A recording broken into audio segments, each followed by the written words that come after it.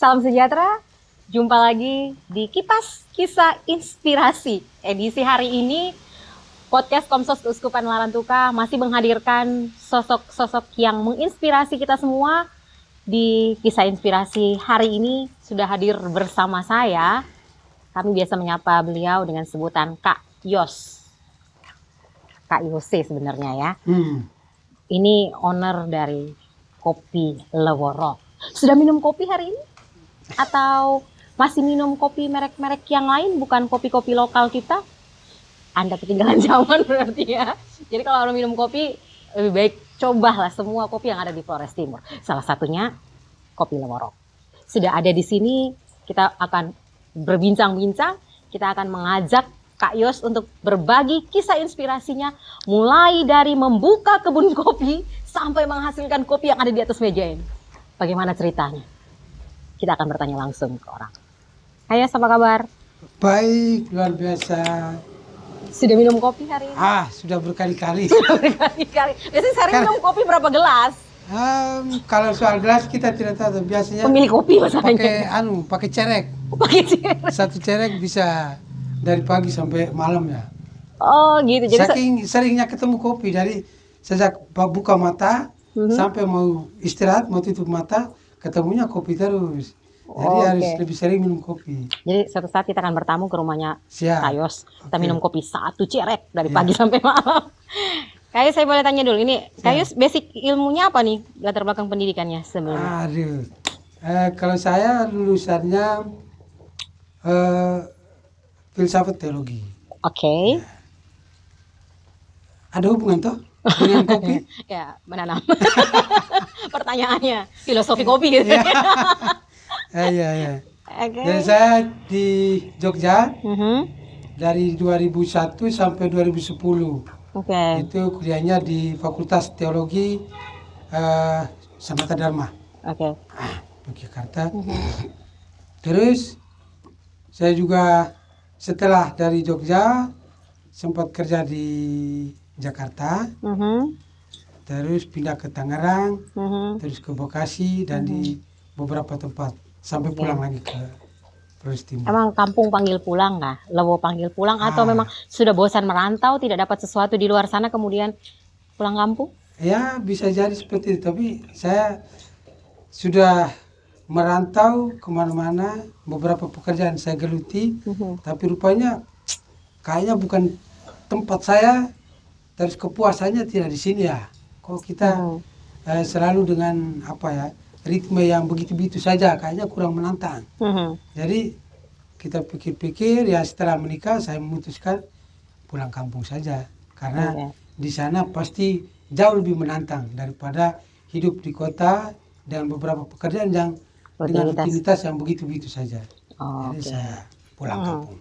Pulang kampung, kemudian membuat brand Kopi Leworo. Ya, itu awalnya bagaimana sampai ada Kopi Leworo ini? Tapi saya boleh cerita sebelum buat brand ini. Boleh. Memang di sini harus berbagi cerita, memang kisahnya memang harus diceritakan. Iya.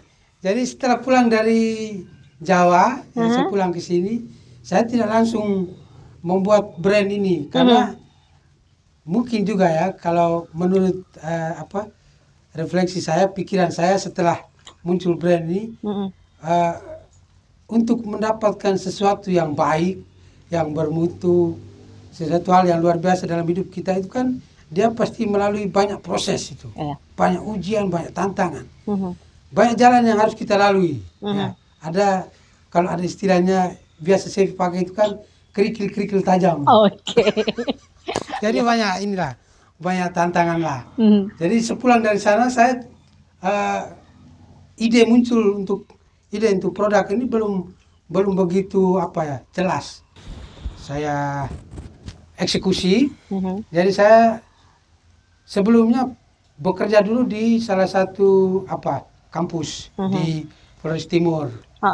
Sempat jadi pegawai, terus mengajar, terus turun lagi jadi pegawai, terus pindah ke beberapa instansi pemerintahan di sini. Lalu pada satu titik saya keluar masuk lorong-lorong Waktu, oh tidak, lorong-lorong rumah. lorong-lorong sempit, Oh, oke. Jalan-jalan tikus. jalan-jalan tikus di Oke. Kota Larantuka ini. Ya, muncul satu pertanyaan begitu ya. Saya pulang kampung, pulang ke Larantuka sini, tapi tidak tinggal di kampung. Ya, kita hanya berputar di sekitaran sini. Lalu kira-kira apa gunanya kita pulang ke Larantuka kalau ternyata kehadiran saya di sini tidak punya dampak apa-apa untuk kampung halaman saya. Dari situ ada ini.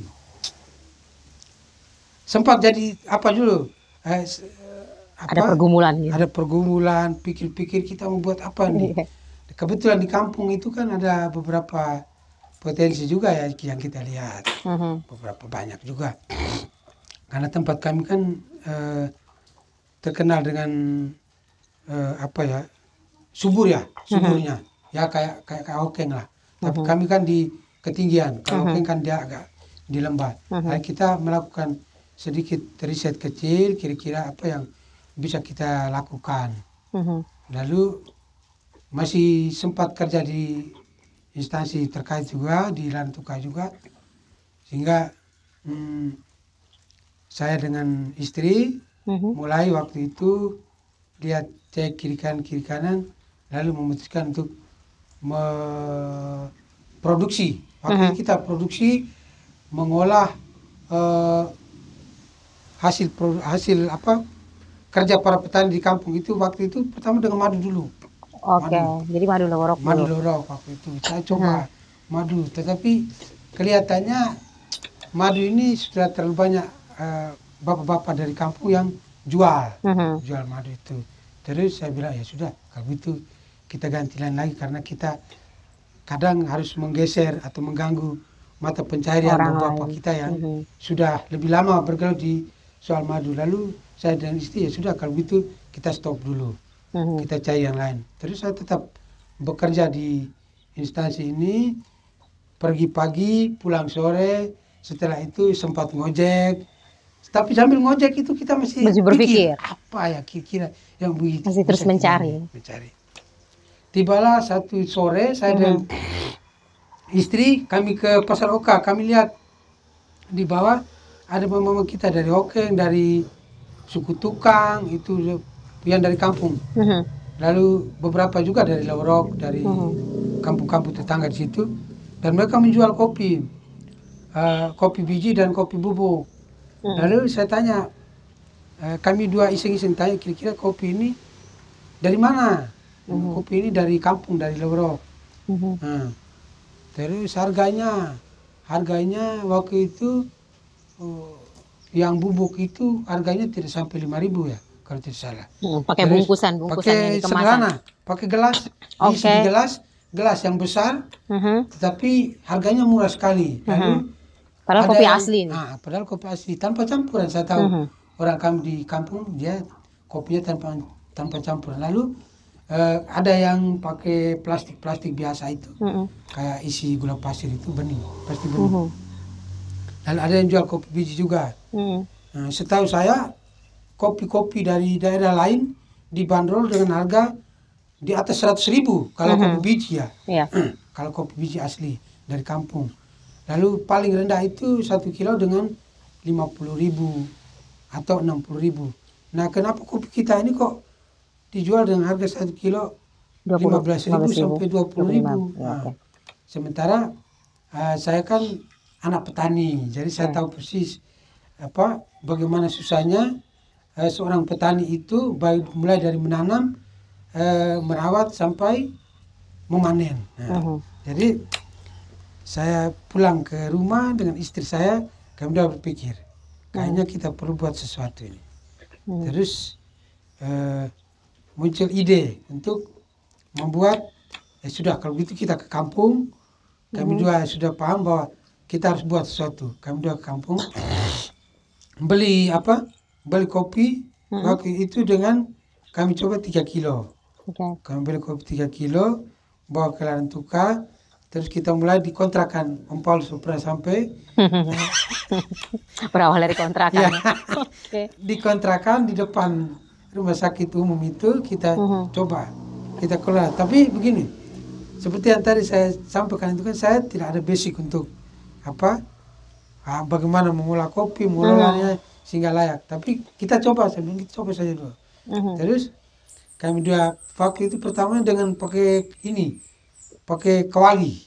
Nah, kami cari kayu bakar, bukan beli tapi cari kayu-kayu bakar di sekitar rumah, terus pasang tungku, pakai kuali yang agak tebal, terus kita mau menggoreng. Goreng tradisional. Goreng tradisional, pakai tungku.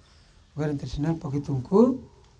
Lalu kita kemas, habis itu kita pergi giling di pasar, terus kita kemas di bungkusan-bungkusan kecil.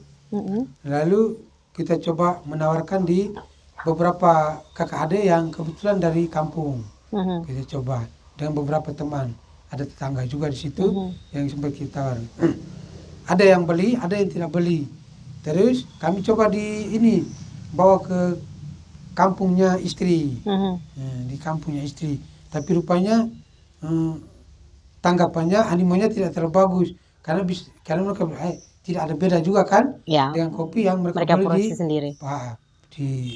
Diproduksi sendiri, lalu di pasar terdekat di lokal dekat-dekat desa situ kan ada pasar tradisional. Lalu kami pulang ke sini, kami lihat sepertinya ada yang harus diganti dengan cara kita mengolah kopi dan juga kemasannya. Lalu kami ke pasar beli tembikar, pertama beli tembikar produk tanah, karena menurut pengalaman dari orang tua kita di kampung dan menurut cita rasa kita di Flores Timur, kopi yang enak adalah kopi yang menggunakan tembikar. Lalu kita pakai dengan tungku, lalu kayu kita beli di pasar, kayu kesambi dan beberapa kayu jenis yang lain. Kita coba kelola, kita mulai produksi yang cukup banyak, terus kita jual di pasar. Ditawarkan di beberapa teman. Masih dengan kemasan yang sama? Masih dengan kemasan yang sama. Plastik bening itu? Plastik bening. Tapi rupanya dengan cara itu juga belum bisa diterima oleh terus kami sudah kewalahan, sudahlah. Menyerah? Kita menyerah. Kita menyerah. Stop. Tetapi satu ketika saya iseng-iseng baca-baca di Google itu soal pengolahan kopi, lalu dia punya cara untuk kopi yang enak dinikmati apa itu. Lalu muncul ada beberapa contoh-contoh kemasan kopi. Jadi rupanya internet itu betul, dia sangat membantu. Ketika kita cari satu barang, maka hal-hal yang lain yang berhubungan dengan berkaitan akan ide muncul. atau apa yang kita cari itu dia akan muncul. Anda butuh ini, Anda butuh itu. Lalu muncullah model-model kemasan yang kayak gimana. Lalu kita coba kemasan ini, kita pesan online segala macam. Waktu itu pertama ragu-ragu juga, jangan sampai kita ditipu. Karena ini baru pertama pesan barang online. Tapi rupanya pesanan kita akhirnya datang, lalu kita coba kemas dia, buat brand, kemas dia. Nah, terus buat brand. Waktu kita jual pertama kan belum kepikiran kopi ini namanya apa nih. Kopi ini namanya apa. Terus tadi sempat saya juga kelakar tuh, sempat terpikir namanya kopi, ya nama salah satu anak saya, nama saya Yolan, Yosef, Oyan, atau nama istri saya atau singkatan dari beberapa gabungan huruf dari keluarga, anak-anak saya dengan saya dan istri atau apa. Kami pikir-pikir, terus kalau nama kita apa gunanya?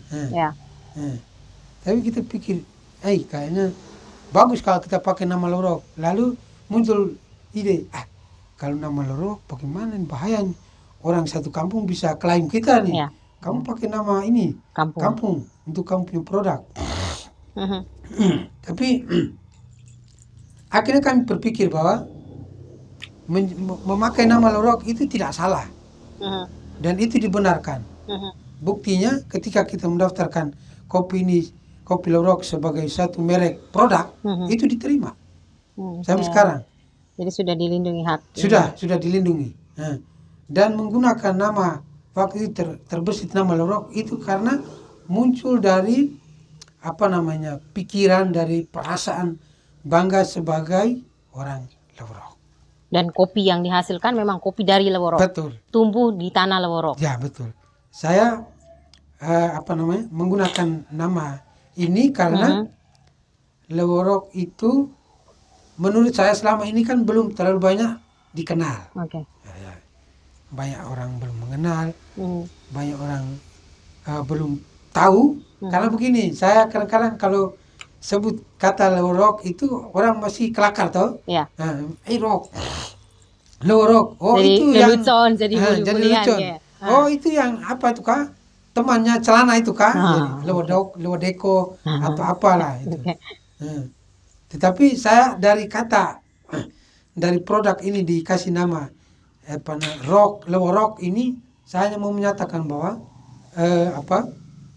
ada hal baik, ya, ada hal baik, ada banyak potensi-potensi yang luar biasa yang muncul dari Lorok ini. Nah, jadi dan punya harapan bahwa suatu saat orang tidak lagi malu, gengsi, yaitu minder, menyatakan bahwa saya ini orang Lorok, saya ini lahir dari Lorok gitu. Jadi setelah menemukan brand Lorok, direstui oleh kampung, mendaftarkan, berhenti bekerja dari instansi itu yang sedang dikerjakan. Akhirnya memutuskan untuk berhenti. Ya, saya memutuskan untuk berhenti. Karena memang ini peluangnya dan ini akan menjadi brand ini akan menjadi besar. Ya, jadi untuk memutuskan untuk berhenti dari pekerjaan itu memang butuh pemikiran yang apalagi ini filsafat ini ya. Lulusannya filsafat, Sanata Dharma. Iya. Pulang ngurus kopi. Ketika emang ngopi minum kopi juga tidak juga maksudnya. Ya harusnya kita minum kopi tapi sambil minum kopi tapi saya ketawa sampai ini ya. Sampai ini. Air mata sampai menetes terharu. Tapi begini, saya mau menyatakan bahwa untuk memutuskan sesuatu jalan hidup. Makanya saya bilang ini sebuah panggilan. Ya. Memutuskan sesuatu dari pindah dari satu titik ini ke titik lain itu butuh proses. Dan saya waktu itu ditantang oleh beberapa teman. Kalau kamu keluar dari sini, ya berhenti dari pekerjaan ini, lalu kamu melarat, kamu miskin, tidak punya apa-apa, maka kamu boleh kembali lagi ke sini. Potong kami punya jari. Ya. Kamu pasti tidak bisa hidup di luar tanpa pekerjaan ini. Terus tantang mereka balik, potong kamu punya jari kalau saya sukses di luar. Terus saya bilang begini, ya sukses atau tidaknya itu kan misteri itu rahasia Tuhan. Tetapi saya hanya menyatakan bahwa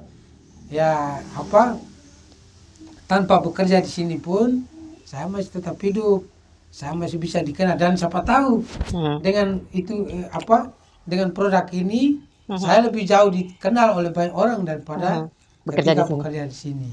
Yang namanya hidup ini kan tidak ada yang ini toh. Saya bilang hidup ini tidak ada yang bisa meramalkan ujungnya kemana. Sehingga saya memutuskan itu keluar. Lalu ternyata bersyukur sekali bahwa saya didukung oleh istri saya dan anak-anak. Akhirnya brandnya sekarang sudah kemana-mana. Tapi saya lihat postingan di sosial media buka kebun dengan masyarakat. Terus itu memang kopinya mau ditanam sendiri dari petani atau memang punya Payo sendiri? Kalau sekarang kan sudah gini. Awalnya pasti mengumpulkan dari petani-petani yang ada. Nah, kemudian saya melihat sudah mulai membuka kebun baru untuk menanam kopi. Jadi begini. Ketika kita memutuskan untuk pilih jalur kopi ini, kita berpikir bahwa suatu saat ini kan satu saat ketika permintaan kopi itu menjadi banyak, maka saya tidak mungkin ambil dari tempat-tempat lain. Maka jalan satu-satunya yang kita lakukan adalah ya kembali ke kampung, ya. Usaha yang sebelumnya kita jalankan di Larantuka ini, kita harus kembali ke kampung untuk bersama dengan teman-teman petani dan saya sendiri sekarang ini juga buka kebun, ya, untuk menjadi petani, menanam, merawat, dan ya semoga suatu saat nanti bisa memanen kopi dari kebun sendiri. Dan puji Tuhan, tahun ini adalah tahun pertama kita bisa panen kopi dari kebun yang mana yang pohonnya kita tanam sendiri. Oke. Meskipun baru sedikit lah, tapi setidaknya kita membuktikan bahwa kita sudah memulai sesuatu dan untuk hal-hal yang baik pasti ada hasilnya juga. Jadi kalau minum kopi Leworok benar-benar kopi yang tumbuh dari tanah Leworok. Iya ya. Kalau orang tanya bilang kopi ini diambil dari mana? Ya saya bilang kopi dari Leworok. Aja tidak ada ini ya. Tidak ada pikiran untuk ambil dari daerah-daerah lain.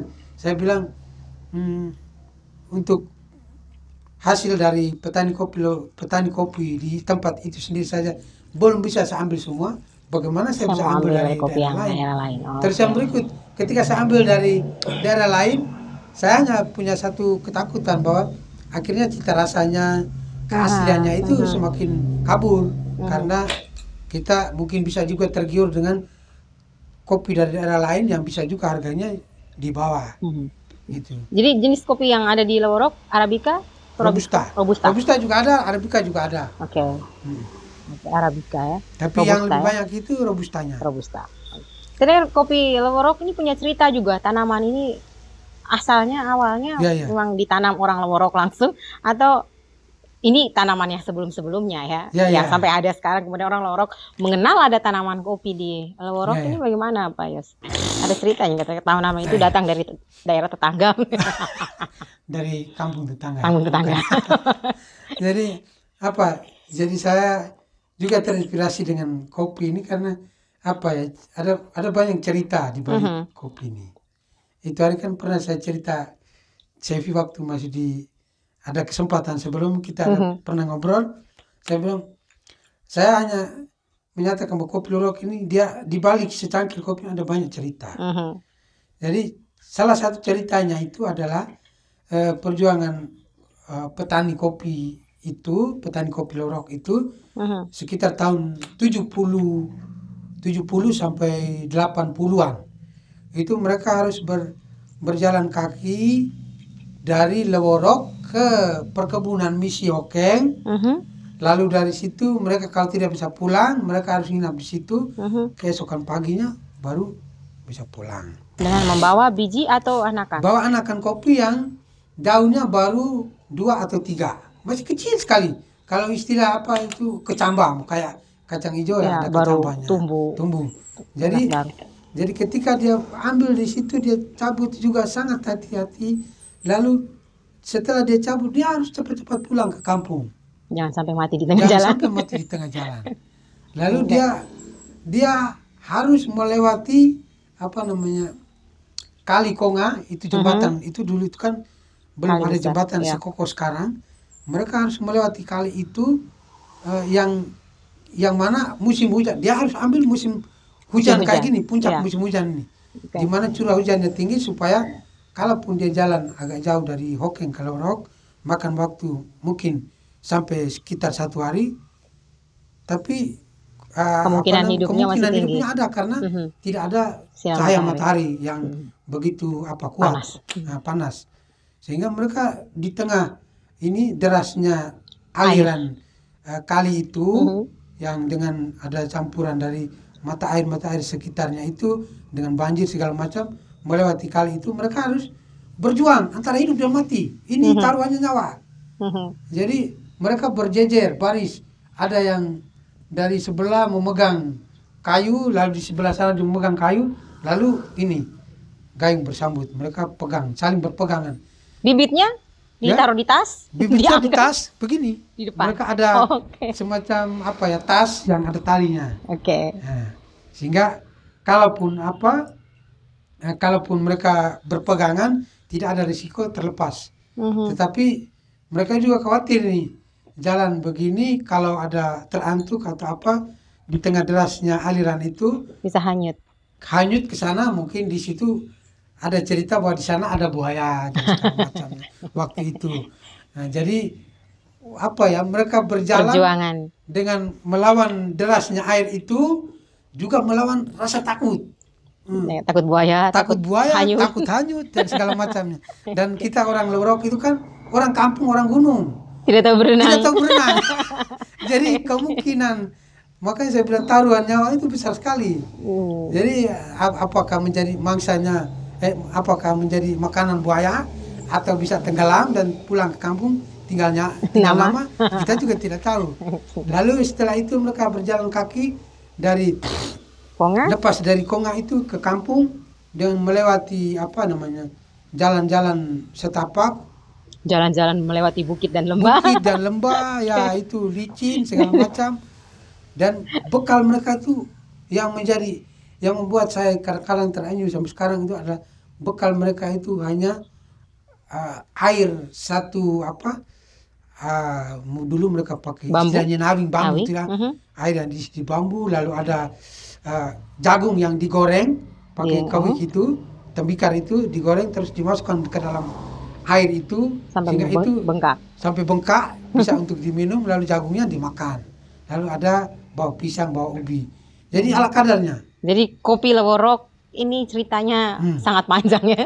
Dari panjang. Hokeng sampai ditanam. Betul. Kemudian dari seorang yang lulusan Sanata Dharma pulang bekerja di instansi, kemudian jalan-jalan ke Pasar Oka, menemukannya di situ, sempat putus asa dan menjadi brand. Ini sejak tahun berapa? Dari 2015. 2021. Betul. Tetap eksis sampai sekarang. 22 ya. Oke. Sangat menegaskan perjalanan panjang. Panjang sekali ceritanya. Ketika pulang ke kampung, kemudian menekuni kopi ini, Bapak Mama, keluarga bagaimana? Wah, ini bahaya. Wah, kuliah di Sanata Dharma. Wah, kuliah. Filsafat. Wah, kuliah tinggi-tinggi, tidak bisa kerja di kantor, pulang ke kampung, hidup pegang parang, pegang tofa, aduh panas, tarik hujan. Jangan sampai kamu ini lulusan terburuk. Atau jangan sampai kamu sering tidak disiplin atau kinerjamu buruk di pekerjaan. Saya bilang, ya kalau kinerja saya buruk di pekerjaan bisa cek di kantor-kantor. Dan kalau saya lulusan terburuk, bisa buka ijazah saya dan baca berapa IP saya. Tapi kalau seandainya, tapi ini kan soal ini tahu, Chevy. Ini kan menarik juga kan, ini kan soal mindset. Dan itu juga mungkin menjadi tantangan dari beberapa teman kita yang lulusan dari perguruan tinggi dan kemudian menekuni bidang usaha, berwirausaha. Sehingga sungguh menurut saya wirausaha itu justru menantang ketika seorang yang lulusan dari perguruan tinggi atau mungkin punya pengalaman yang tinggi, kemudian dia pilih jalan sebagai wirausaha, yaitu. Jadi itu benar-benar perjuangan, berjuang. Banyak ini. Jadi itu. Jadi sebenarnya orang tua awalnya sangat tidak setuju, bahkan meremehkan gitu ya. Saya pertama pulang kampung itu sering malam-malam itu kita bertengkar. Siapa suruh kau pulang? Tinggal di dalam tugas suruh pagi, kerja di sana suruh bangun, kau pulang lagi. Buat apa di sini? Saya tidak suka. Karena mungkin minder, malu orang tua kan. Jadi mungkin ada satu ketakutan jangan sampai kita kembali jatuh pada pengalaman mereka yang sama sebagai petani, miskin, tidak dihargai seperti itu, sehingga kekhawatiran orang tua itu dan keluarga itu wajar. Kamu tidak bakalan mampu pegang parang, pegang tofa, atau kamu tidak bakalan mampu jalan di bawah guyuran hujan, angin kencang dan segala macam, licin jalan. Kamu sudah bagus pakai sepatu licin, celana lecis, baju juga setrika sampai ininya bisa senggol juga bisa luka. Kenapa kau ini? Pulang ke kampung, pulang kampung urus kebun lagi, bodoh kau. Mama saya katakan saya bodoh, tapi gila. Lalu kadang kita buat sesuatu yang gebrak, bukan apa. Nah, jadi gebrakan apa? Gila kau tidak akan mungkin kau. Pesimis lebih dulu. Pesimis. Ya. Tapi saya bilang ya, namanya saya bilang kadang apa istilah pepatah tuh. Sesuatu yang melubangi air yang melubangi batu, kan ada pepatah tuh. Air yang melubangi batu itu bukan soal dia punya kekuatan kerasnya saja, tetapi kan dia sering jatuh ke situ. Tak lama-lama lubang juga. Disitulah saya menemukan kekuatannya. Filsafatnya mulai jalan gitu ya. Filsafatnya mulai jalan. Tidak. Jadi di situ juga apa ya? Kadang-kadang kita, kenapa hidup kita ini dihabiskan dengan banyak pembuktian. Pembuktian ini habis, kita harus membuktikan ini. Membuktikan itu. Dan itulah saya temukan bahwa itulah inti dari apa tadi? Filsafat.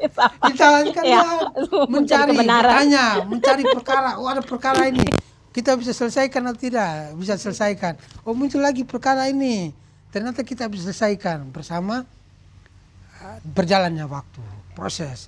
Dari 2015 ya? Dari 2015 sampai 2022. Ya. Banyak lucu, kadang-kadang kita lucu. Brandnya sudah terkenal. Ya, ikut pameran kemana-mana. Setiap celah yang ada masanya. Kita harus ikut. Pak Yos akan ambil bagian brand di Kopi Leworo. Iya. Begitu ya? Oke. Jadi sekarang pemasaran yang dilakukan oleh Pak, sebelum ke pemasaran ini ya? Sebelum ke pemasaran, saya tanya dulu. Memulai brand Kopi Leworo, modalnya berapa sih? Wah, kalau saya ditanya modal keberanian. Modalnya keberanian. Karena apa? Pertama, ilmu saya tidak punya. Pengalaman apalagi. Terus kembali lagi ke soal modal. Modal ini orang tidak akan percaya ketika saya membangun satu usaha yang mana saya sendiri belum tahu saya bisa atau tidak menjalani usaha itu. Jadi orang tidak akan berani memberikan modal. Gitu ya.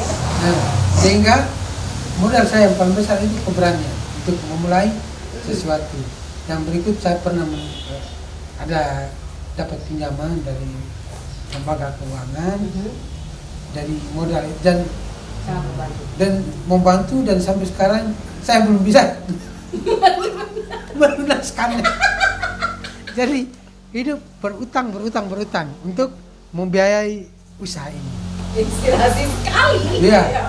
Kalau orang bilang, kok utangnya sudah kita sudah berjalan sekian lama, utangnya belum lunas. Kalau begitulah namanya orang menggali terus. Namanya juga usaha. Kalau utangnya sudah lunas ya berarti dia tidak perlu berusaha lagi. Oke. Dari modal keberanian, mendapat pinjaman, kemudian memulai model produk Kopi Leworo ini diolah masih dengan tradisional roasting atau sudah punya modern roasting? Iya, dia ada tradisional dan juga ada modern. Tradisional karena saya cita rasa yang khas asli Flores Timur, yang cerita yang membesarkan Kopi Leworo dan membuat mama di kampung yang jual kopi di Pasar Oka bangga itu tuh karena dari lokalnya. Tradisional itu tetap dipertahankan. Lalu yang modern itu juga kita pasti akan terus produksi meskipun banyak kesulitan karena soal itu tadi, skill keahlian kita kan kadang-kadang masih terbatas. Kita harus selalu berusaha untuk memperbaiki itu. Tetapi kita harus tetap berusaha untuk lebih maksimal dalam hal modern roasting itu karena orang ketika mendengar kopi Laurok itu dia juga ingin merasakan. Lalu kita juga ingin bahwa hasil kerja petani, keringat petani itu satu saat tercium di kafe-kafe ternama. Itu. Sehingga apa namanya? Jadi orang bisa menikmati. Dua jenis kopi, yang tradisional roasting dengan modern roasting. Jadi kalau menikmati kopi Laurok dengan tradisional roasting itu cita rasanya begini. Kalau yang modern itu yang begini. Sudah punya mesin roasting sendiri sekarang berarti. Ya, kebetulan. Itu kan ada 2 dapur nih. Karena orang baik. Ada dapur modern. Ya, karena orang baik itu pasti akan menemukan orang baik juga. Karena gini, saya apa ya? Ada satu pertanyaan, mungkin sebentar Sevi akan tanyakan, tapi saya hanya mau, karena kalau orang punya usaha kan pasti ujung-ujungnya pertanyaan itu yang muncul. Ya, tapi ini saya mau katakan bahwa saya kadang putus asa tidak mau ini lagi karena sulit ini kita berjuang dengan minimnya permodalan ini. Tetapi di tengah pesimis, putus asa itu selalu saja kita ketemu dengan orang-orang baik, misalnya Sevi, Paul, mereka dengan cerita-cerita atau beberapa teman di Flores Timur ini yang memang menurut saya cerita-cerita mereka, semangat mereka itu sangat luar biasa, memberikan motivasi. Tetapi di samping itu, cerita-cerita yang berputar di antara teman-teman sefrekuensi yang punya semangat yang sama, menebarkan kebaikan, itu rupanya sampai kepada orang-orang baik juga. Dan orang-orang baik itu kadang-kadang langsung telepon. Ini tiba-tiba nomor baru masuk, tanya, ini Om Yolan, ini bagaimana aku usahanya? Saya setengah mati. Ini kopinya, bagaimana penjualan? Puji Tuhan, bagus. Pemasarannya sudah sampai di mana? Saya ceritakan sampai di Jawa, sampai di Flores ini hampir semua sudah sampai. Bagaimana kalau kita bantu sedikit? Terima kasih. Puji Tuhan kalau mau bantu. Bantunya apa? Kita mau bantu ini, mesin ini. Mau tidak? Waduh, senang sekali Pak. Mesin ini, mesin itu, mau tidak? Oh, mau. Oke, terima kasih. Jadi masih ada orang-orang baik di luar sana yang peduli ya. Karena begini, sesuatu menurut saya menurut saya apa yang kita lakukan itu baik. Mungkin beberapa orang melihatnya itu tidak bagus, tetapi pasti ada orang yang melihat bahwa itu baik dan membantu orang baik juga, orang lain juga, sehingga hal-hal yang baik itu saya yakin akan menuai kebaikan juga. Dan makanya melalui podcast ini saya juga terima kasih kepada orang-orang baik yang selama ini mendukung perjalanan kami. Sekarang sudah punya 2 jenis, roasting tradisional dengan modern. Model pemasaran itu bagaimana? Sudah punya? Kalau model pemasaran kita offline dengan online. Ya. Kalau online itu melalui Instagram, tapi karena sekarang ini saya pulang ke kampung, itu kendalanya sinyalnya kadang tidak stabil, sehingga saya lebih fokus di Facebook, di mana keberpihakan pada orang miskin juga. Iya, ada mode gratis juga kadang. Jadi kita juga lihat, inboxnya apa ini? Podcast nih. Mohon maaf, saya lagi apa nih? Saya lagi di tempat yang tidak ada sinyal, loadingnya agak lama nih. Gimana nih maksudnya? Padahal kita pakai mode gratis. Jadi, tetapi tetap semangat. Tetap semangat. Tapi di samping, tetapi di atas semua itu pemasaran. Saya kembali ke soal pemasaran tadi. Pemasaran itu melalui online, itu melalui Facebook, juga melalui grup-grup WhatsApp. Teman-teman yang baik, teman-teman yang selalu support itu menyebarkan cerita dari satu orang ke orang yang lain. Kemudian kadang mereka tidak beli, tetapi orang yang mendapat cerita itu akhirnya memutuskan untuk membeli. Dia ambil nomor kita di WA, di postingan Facebook, Instagram, dan seterusnya. Kemudian menghubungi kita dan membeli. Sampai dengan saat ini. Meskipun tinggal di kampung, orang tetap cari. Jadi di Jalan Kota Larantuka atau di Flores Timur sudah punya tempat-tempat penitipan produk Ada. Kopi Lorok Ya. ada ya.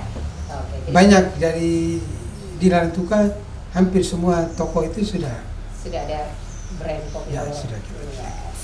Jadi kalau minum kopi mendingan kopi asli saja ya. Ya. Yang kita tahu prosesnya, yang kita Ya, tahu betul. asalnya dari mana. Asalnya gitu ya. dari mana, siapa yang buat. Siapa yang buat, benar-benar murni nih kopi. Murni, tanpa Oke. campuran.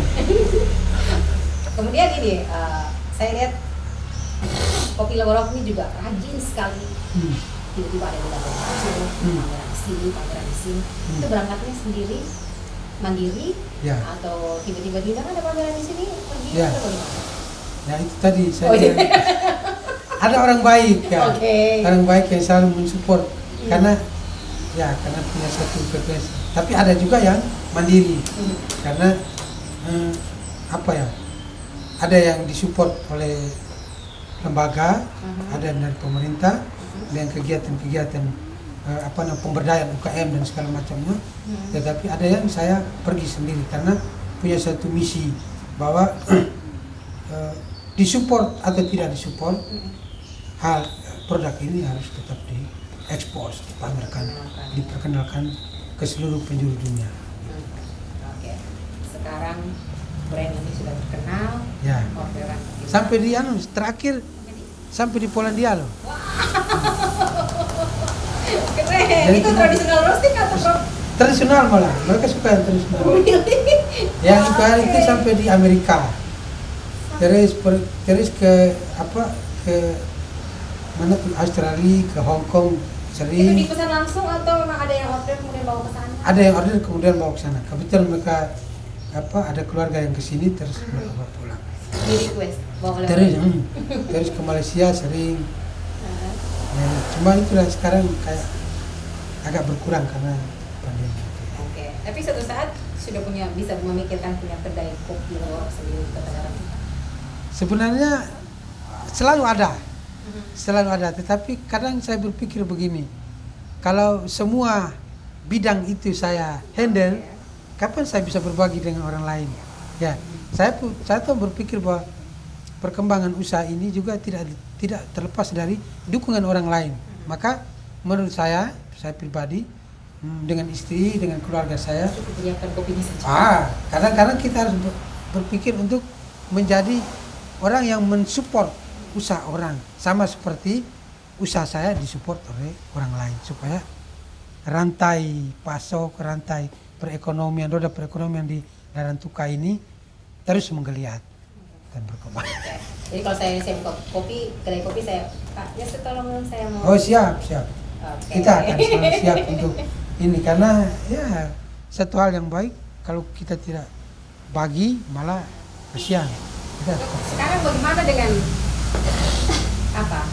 pendapat masyarakat di warga orang Lorok melihat kopi Lorok kemudian sudah naik level, kemudian sekarang apa kata petani, apa kata orang-orang yang menanam ini sekarang? Ya, ada dua kelompok. Oke. Ada yang ketika ketemu mereka bagus sekali, luar biasa, kamu bisa mengangkat nama kampung halaman dari kopi, memperkenalkan petani-petani punya hasil karya, hasil kerja di kebun. Tetapi ada yang mungkin Masih menganggap masih pesimis, masih ragu-ragu. Dia ini pasti punya sesuatu. Dia ini punya keuntungan besar di balik usaha ini. Bisa juga dengan itu mereka berusaha untuk mengganggu, menghalangi dengan bermain harga seperti itu.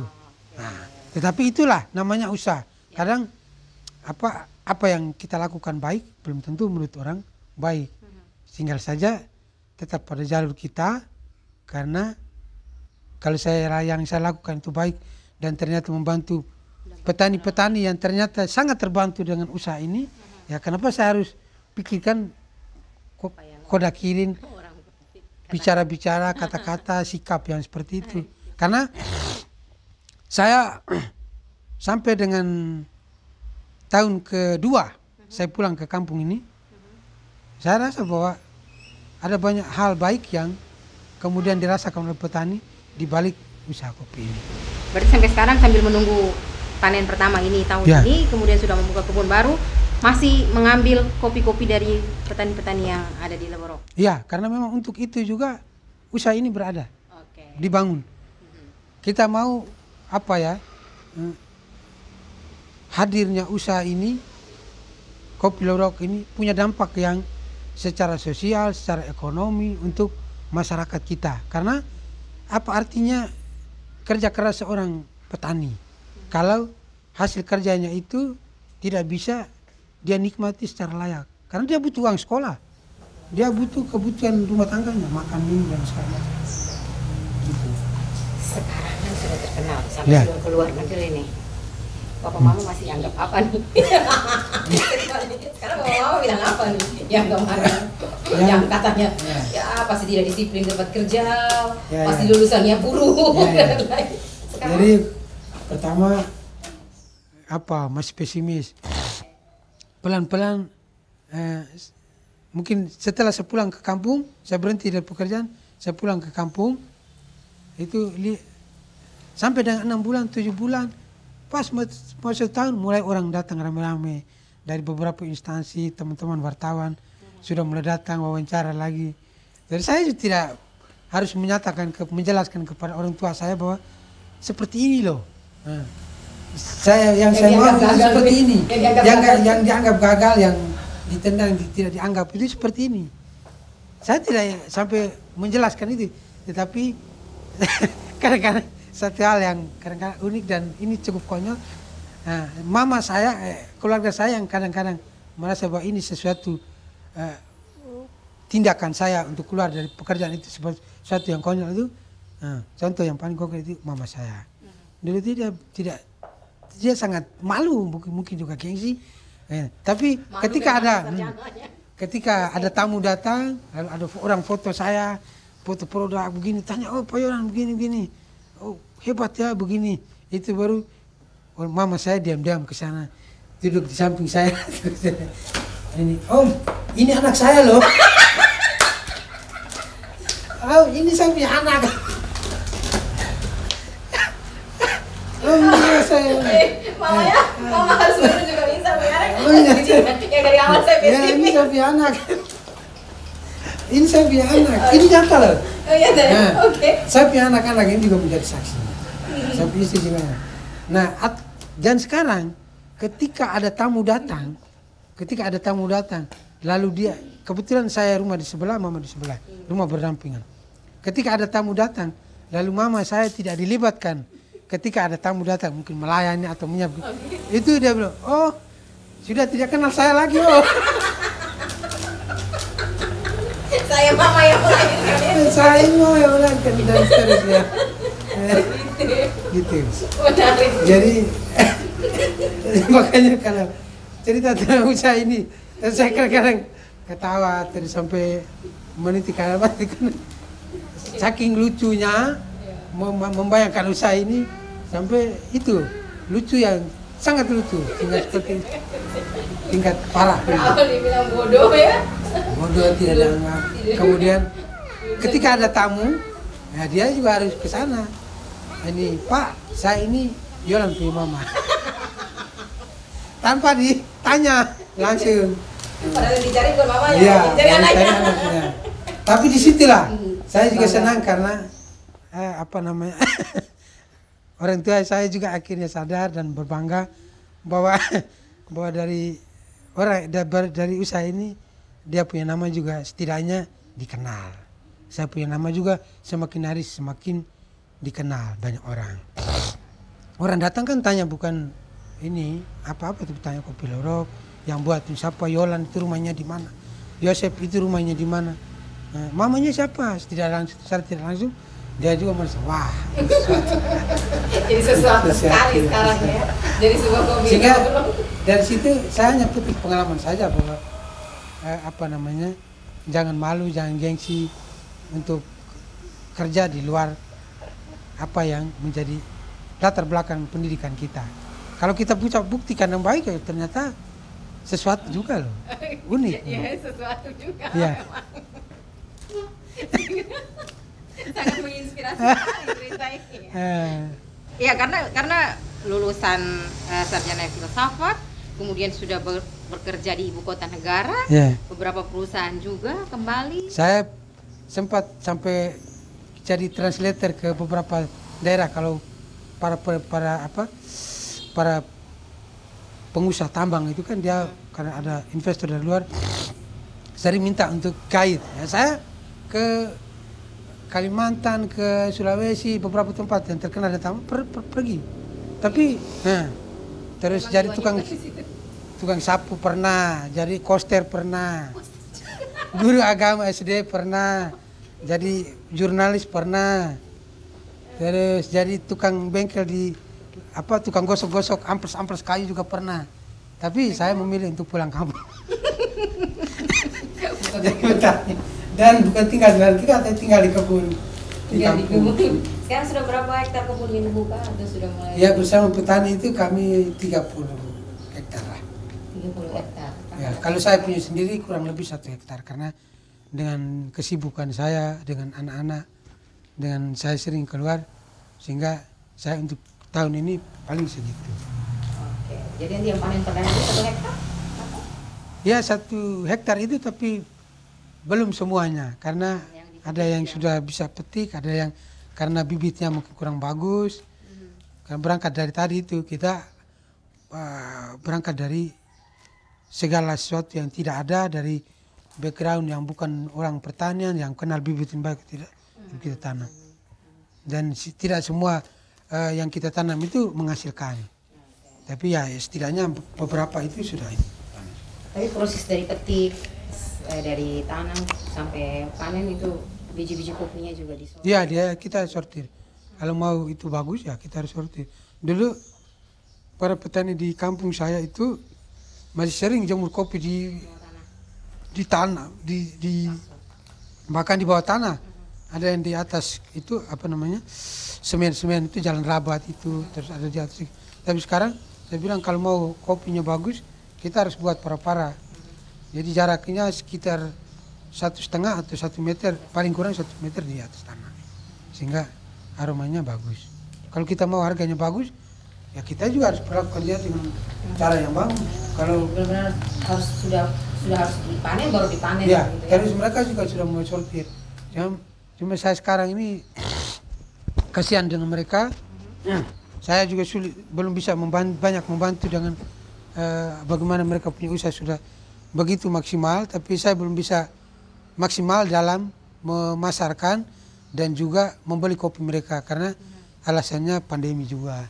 Pemasaran kita dulu saya sering kirim sampai ke setiap bulan itu rutin kirim ke Jawa, tapi sekarang dengan adanya PPKM kita sulit. Kita paling dalam 1 bulan kirim paling cuma 2 kilo, 3 kilo.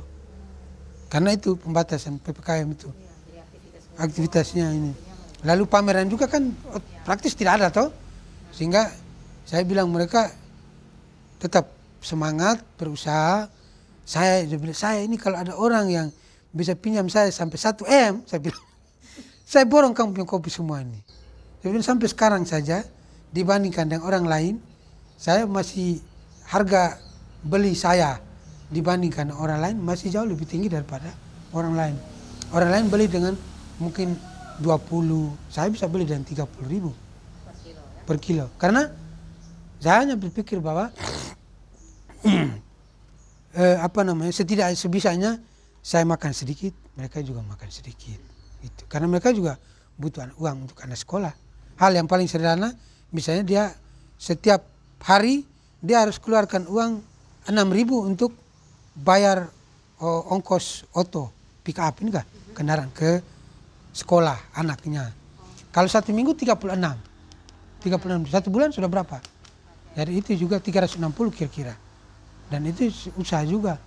Belum lagi kebutuhan-kebutuhan lain. Sehingga saya hanya bilang ya mari kita saling mendukung dengan cara kita. Tapi tetap harus, yang tadi saya tanya itu ya tetap harus kualitas itu nomor 1. Siklusnya sudah harus mulai dibangun. Betul. Dan tidak boleh putus. Apa yang mau dikatakan untuk orang-orang di luar sana yang sedang menyaksikan ini dari kisah inspirasi Pak Yosian? Kalau berhenti bekerja di ibu kota, keliling-keliling jadi guide dan bertemu dengan orang asing, kemudian pulang kampung, Kalau pandangan orang tua yang bilang kita kuliah tinggi-tinggi bodoh datang sini tidak mampu untuk kelola kebun. iya iya. Tapi kalau saya sendiri, kalau dibilang ini kisah inspirasi mungkin terlalu tinggi ya. Kisah konyol. Kisah inspirasi mungkin terlalu. Inspirasi punya keberanian. Oh, gitu ya. Berawal dari jalan-jalan di pasar. Iya, iya. Oke. Pasar tradisional. Iya, personal. Tapi kalau menurut saya ya, kalau ditanya soal ada setiap kali, mungkin Sevi belum tanya keuntungan dari usaha ini. Saya sebenarnya saya mau bertanya penghasilan sebulan itu berapa? Jadi Iya iya. Tapi kalau yang saya mau katakan dari usaha ini, menurut saya usaha itu semuanya baik, tidak ada yang tidak baik. Tidak ada usaha yang tidak baik, semuanya baik. Persoalan pertama itu soal ketekunan, keuletan. Kadang-kadang kita mulai sesuatu, lalu orang tidak beli, jangan sampai produk saya ini tidak diminati, jangan sampai saya kurang ini, lalu stop. Tetapi jarang untuk mengevaluasi diri kita. Ada satu teman saya yang punya usaha minyak goreng dari Adonara, teman itu, dan VCO, dia selalu bilang ke dirinya, dan juga saya juga menangkap bahwa ketika kita gagal dalam sebuah usaha, itu kita jangan berhenti. Kita harus mengubah strategi kita. Dan itu betul. Kita mungkin perlu melakukan sedikit pembaruan, inovasi, strategi. Mungkin juga cara kita memasarkan itu salah. Cara kita melakukan pendekatan orang itu salah. Dan itu benar terbukti dalam sejarah hidup perjalanan Kopi Laberok. Kalau saya berhenti, maka mungkin sekarang saya tidak berduduk dengan Sevi dong. Karena saya orang biasa yang tidak punya ide, tidak punya keunikan apa-apa. Apa yang mau ditanyakan dari seorang dari seorang yang setiap hari pergi kantor, pulang, sibuk urus istri, sibuk urus anak. Tidak ada nilai lebihnya kan? Tetapi ketika saya punya sesuatu yang usaha, lalu saya berhenti pulang ke kampung, punya usaha ini, pasti ada sesuatu yang bisa kita bagi. Dan itu buat dari mencoba ketekunan. Diulang-ulang terus sampai menemukan formulasi untuk menguatkan diri kita bahwa ini sesuatu yang layak untuk dijalani. Bukan tidak layak, sangat layak. Bahwa ada banyak tantangan. Salah satu contoh sekarang yang semua orang hadapi. Tetapi bukan itu kemudian mematahkan semangat kita untuk berhenti. Pasti ada strategi lain. Saya bisa strategi lain. Misalnya, kalau penjualan saya menurun, ya saya cari kegiatan lain.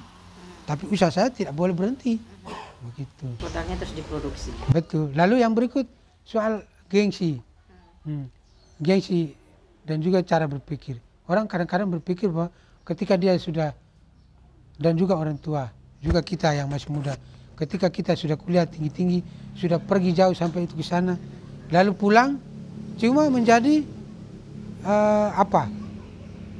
seorang pencari kerja. Kalau tidak dapat kerja, pemerintah lah yang dikata-katain. Dia tidak bisa membuka peluang pekerjaan untuk saya dan segala macam.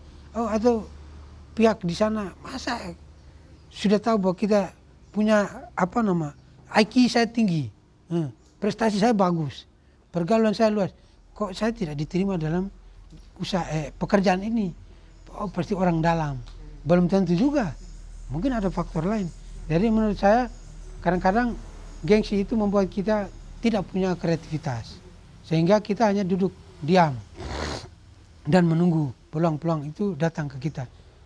Tapi kalau kita sedikit menurunkan gengsi kita, maka menurut saya peluang kerja apapun itu pasti bisa ini. Tapi saya tidak sedang mengatakan bahwa dengan sini saya sudah luar biasa begini begitu, tidak. Tapi setidaknya saya membuktikan bahwa dengan usaha ini juga saya masih bisa bertahan sampai sekarang. Saya punya jari atau belum orang punya jari belum sempat dipotong. Iya kan? Punya taruhan potong jari, masih utuh jarinya, sukses. Tapi penghasilan per bulan berapa dengan kopi? Oke. Kalau membuktikan bahwa memang jari saya tidak perlu dipotong gitu. Kalau apa namanya, menurut apa cara paling sederhana untuk mengukur orang itu mampu dan juga dia bisa bertahan dalam usaha itu atau di balik usaha itu dia bisa hidup atau tidak, itu adalah pertama istri anaknya makan atau tidak. Nah, itu yang pertama. Anaknya bisa sekolah atau tidak, anaknya biaya sekolahnya bayar tepat waktu atau tidak. Itu. Sandang pangan papannya iya. Kalau dari saya, anak saya bisa makan, saya bisa kasih mereka pakaian, istri saya masih bisa makan, gitu. Terus saya masih bisa kemana-mana, bisa jalan-jalan tanpa harus 1 minggu full kerja kopi. Saya masih bisa ke kebun, masih bisa ke ladang tukar dan kemana-mana. Kalau angkanya, kalau melebihi penghasilan di kantor, saya yakin pasti. Kalau saya bilang angkanya besarnya seperti apa, tidak. Tetapi kalau yang saya ini bahwa dia bisa lebih besar, jauh lebih besar dari penghasilan teman-teman saya di kantor untuk saat ini. Kalau dulu saya punya gaji itu dibayar dengan 1.150.000. Nah, toh, untuk saat, dan saya waktu itu merasa bahwa itu sangat kurang. dengan Teman-teman, usia produktif, dengan penghasilan umum. dengan istri saya dan anak saya 4, bayar kontrakan, listrik air kita harus bayar, bensin segala macam, perbaikan motor. Lalu itu saya merasa kurang. Lalu sekarang saya menyatakan bahwa memang gaji 1.150.000 itu amat sangat kurang dibandingkan dengan saya yang sekarang. Jadi menurut saya ya Tidak usah potong jari. tidak usah potong jari. Gaji saya dari usaha kopi ini masih sangat cukup untuk membiayai istri saya dan untuk membayar atau mencicil kredit. Tapi ya angsuran saya. Oke. Terima kasih. Karena masih ya namanya usaha ya kita harus mengangsur sampai bahkan pinjam di koperasi juga. Tapi memang begitu. Kalau iya. kita mau usaha ya butuh keberanian. Butuh keberanian. Untuk mendapatkan modal. Kalau kita tidak punya keberanian, iya. Kalau kita tidak punya keberanian, kita tidak bisa meminjam sesuatu. Siapa yang gila datang kasih kau uang? Tidak mungkin. Tapi bersyukur karena masih bertemu dengan orang-orang yang satu frekuensi. Betul. Masih bertemu dengan orang-orang baik yang juga mensupport dukungan dari luar. Dan satu itu menurut kalau saya potensi Sevi, saya tidak bisa, saya dengan istri saya tidak mengukur usaha ini, keuntungan usaha ini dari segi uang. Karena uang itu mau penghasilan saya 1 miliar pun belum tentu saya merasa cukup. Tetapi yang saya ukur adalah pertama, bagaimana peningkatan pertemanan saya setelah saya punya usaha ini. Relasi saya, jejaring bisnis saya, relasi komunikasi saya dengan orang-orang yang mungkin dulu menurut saya tidak bisa saya temui. Contoh konkret dulu dengan misalnya orang-orang pejabat-pejabat publik kita ketemu itu. Pejabatnya berdiri di situ kita pura-pura, Pak minta maaf saya ke belakang dulu. Nah, tapi sekarang pejabat publik yang di situ saya juga standby duduk di sini. Nah, saya berani. Kau di situ saya di sini. Dia di sini saya juga berani duduk di sini. Karena apa? Kau punya produk, artinya mungkin dia produknya mungkin programnya apa. Saya di sini siap. Kau punya program, sini saya siap. Kau terima kau punya program. Ya tuh. Okay. Ya, kau punya apa? Saya di sini siap. Kau punya ide apa? Saya di sini siap. Saya juga punya ide. Ya itu. Jadi artinya bahwa keuntungan-keuntungan seperti itu. Lalu yang berikut secara tidak langsung branding produk ini menjadi branding diri saya sendiri. Jadi pernah itu ada satu orang penulis itu Valentino Lois kan. Valentino Lois dia bilang kenapa itu akun Facebooknya, channel YouTube dan segala macam pakai nama Kopi Lorok. Saya menyatakan bahwa saya adalah Kopi Lorok dan Kopi Lorok adalah saya. Itu adalah bagian dari bagaimana kita membranding diri saya, membranding diri. Kopi Lorok besar, saya juga pasti besar. Saya besar karena Kopi Lorok sudah besar. Jadi itu keuntungannya. Ya sudah punya strategi yang diperoleh dari media sosial. Jadi ketika ada hal-hal yang apa, oh ya. Terima kasih Kak Yos sudah Siap. hadir di Kipas. Mohon maaf kalau ada yang kurang. Jadi saya dari awal kita podcast nih katanya baca terus nih berkata-kata terus gini. Kan tertawa sampai berkaca-kaca apa malah? Tidak. Ceritanya sangat terharu gitu. Pertama tertawa sampai berkaca-kaca. Yang kedua karena menurut sesuatu yang dijalankan dengan sepenuh hati itu pasti nilainya itu luar biasa. Gitu. Kalau kita cerita sampai mungkin hai mungkin belum terlalu mendalam. Tapi menurut saya itulah nilai dari sebuah perjuangan. Dan memang untuk sampai dengan saat ini ketika cerita tentang Kopi Lorok itu banyak sih di balik itu. Tapi lebih menarik tadi ya mamanya langsung datang. Ini anak saya. Ini anak saya. Oh, tidak mencari mamanya. Oke. Ah, Baik, ya. terima kasih. Ya, siap. Nah, ya sudah hadir di Oke. Inspirasi. Jangan pernah gengsi melakukan sesuatu. Lawan arah itu tidak masalah. Yang penting oleh dan tekun. Semua yang kita kerjakan kalau dilakukan dengan niat yang baik pasti akan ada jalan. Tidak ada yang tidak mungkin. Baik, siap. Oh, pasti mungkin. Kami akan menghadirkan kisah-kisah inspirasi dari toko-toko yang lain untuk Anda di Kipas Kisah Inspirasi. Sampai jumpa lagi. Salam sejahtera. Salam sejahtera.